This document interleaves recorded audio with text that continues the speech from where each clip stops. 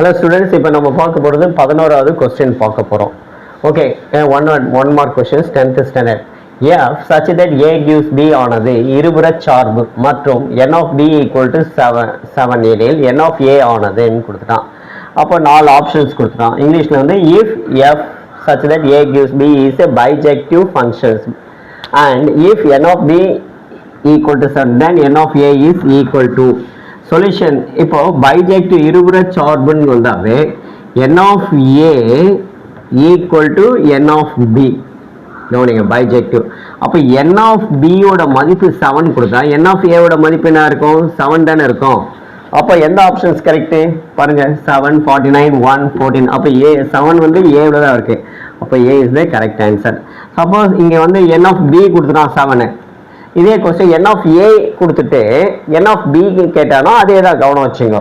பைஜெக்டிவ்னாவே n of A equal to n of B. அப்போ answer 7 is the correct answer. Okay, இந்த video பிடிச்சிருந்தா like பண்ணுங்க, share பண்ணுங்க, மறக்காம நம்முடைய ரவி கல்வி சேனலை சப்ஸ்கிரைப் பண்ணுங்க. மீண்டும் அடுத்த வீடியோல சந்திப்போம். பாய்.